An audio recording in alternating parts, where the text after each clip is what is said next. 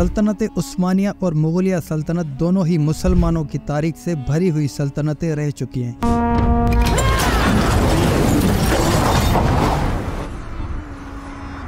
इन दोनों में फ़र्क जानना है तो वो ये है कि सल्तनत उस्मानिया पूरी दुनिया के मुसलमानों की रहबर खिलाफत समझी जाती थी, यानी ये एक ऐसी रियासत थी जो मुसलमानों का दर्द रखती थी, जबकि मुगलिया सल्तनत महज बड़े सगीर की नुमाइंदा सल्तनत समझी जाती थी। आज की हमारी वीडियो इन दोनों सल्तनतों के दरमियान होने वाले तनाज़ात और ताल्लुकात को लेकर होने वाली है, और हम आप लोगों के सामने तारीख को रखेंगे कि टीपू सुल्तान की सल्तनत उस्मानिया ने मदद क्यों नहीं की। एक तरफ हम पूरा पाकिस्तान ही सल्तनत उस्मानिया यानी ओस्मान गाजी और अर्तुगरुल गाजी के शहर में मुब्तला है, तो हम ये देखें कि इसी सल्तनत ने हमारे हीरो टीपू सुल्तान के साथ कैसा सलूक किया। लेकिन वीडियो में आगे बढ़ने से पहले वीडियो को लाइक कर लें और हमारे चैनल को सब्सक्राइब कर लें। दोस्तों, ज़हीरुद्दीन बाबर से लेकर जितने भी मुगल बादशाह आए, इन सब का ताल्लुक भी कबाइल से ही था, जैसा कि अर्तुगरुल गाजी और ओस्मान गाजी का ताल्लुक काई कबीले से था। तारीखी तौर पर देखा जाए तो ये दोनों सल्तनतें एक दूसरे से बहुत ही ज़्यादा दूर थीं, और ये कहना भी गलत ना होगा कि ये दोनों रियासतें एक दूसरे में गहरी दुश्मनी भी रखती थी।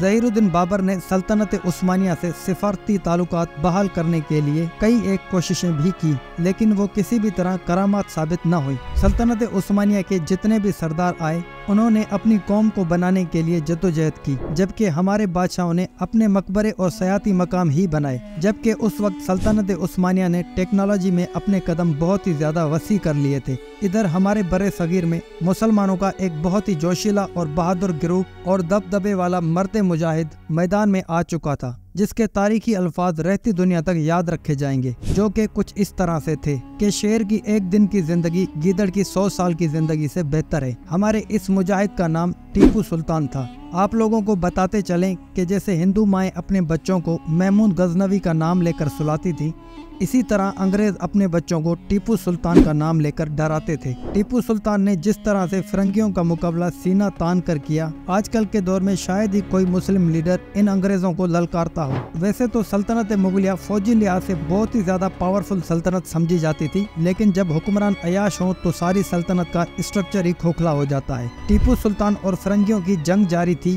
कि टीपू सुल्तान ने सल्तनत उस्मानिया के सुल्तान अब्दुल हमीद से मदद मांगने का ऐलान किया और अपना एक काबिल एतमाद वफद इस्तांबुल रवाना किया, ताकि वो टीपू सुल्तान का खत सुल्तान अब्दुल हमीद तक पहुंचा दे। टीपू सुल्तान ने खत के साथ कुछ ताइफ भी सल्तनत उस्मानिया को भेजे थे, और सल्तनत उस्मानिया को ये भी ऑफर की थी कि अगर आप हमारे साथ इस जंग में खड़े होते हैं तो फिर हम हिजाज मुकद्दस का आधा खर्चा उठाया करेंगे। लेकिन यहाँ पर तारीख को थोड़ा मस्क किया जा रहा है कि सल्तनत उस्मानिया ने टीपू सुल्तान की मदद इसलिए नहीं की थी कि कहीं वो हमारे मुकाबले में एक और सल्तनत ना खड़ी कर दे, लेकिन हकीकत यह है कि उस दौरान सल्तनत उस्मानिया खुद यूरोप के साथ लड़ाई में मसरूफ था और जंग हारने के कगार पर था। जहां टीपू सुल्तान ने सल्तनत उस्मानिया से मदद की अपील की थी, वहीं सल्तनत उस्मानिया ने खुद मुस्लिम रियासत के सरदारों को खतूत लिखकर उनसे यूरोप के खिलाफ जंग में मदद की अपील की थी। इसलिए टीपू सुल्तान को अकेले ही ये जंग लड़ना पड़ी, और उनकी शहादत के बाद भी अंग्रेजों को उनके लाश के करीब जाने की जरूरत नहीं थी, क्योंकि टीपू सुल्तान का रौब और दबदबा फिरंगियों के दिलों में बैठ चुका था। और अब अगर हम सबक लेना चाहें तो वो ये कि नियत हमारी साफ हो, अल्लाह पर पुख्ता यकीन हो, तो कुफर के सामने डट जाने में ही हमारी भलाई है। अगर एक टीपू सुल्तान से बरतानिया इतना डरता था, तो इस कौम में तो सैकड़ों हजारों टीपू सुल्तान पैदा हो सकते हैं, जो कि पूरे आलम कुफर को ईमान की ताकत से शिकस्त से दो चार कर सकते हैं। अल्लाह से दुआ है कि अल्लाह आज की हमारी कौम में भी फिर कोई उसी अमियत इस्लामी वाला टीपू सुल्तान जैसा लीडर पैदा करे, जो कि वतन और आलम इस्लाम की सरबुलंदी की गरज से काम करे। आमीन। दोस्तों, अगर आपको हमारी वीडियो पसंद आ रही है तो अपनी राय हमारे साथ लाजमी शेयर करें, जिससे हमारा हौसला मजीद बढ़ेगा और हम मजीद मेहनत करके आपके लिए अच्छी अच्छी वीडियोस लाकर हाजिर हो जाएंगे। तब तक के लिए आप अपना और अपने प्यारों का बहुत सारा ख्याल रखें। अल्लाह हाफिज।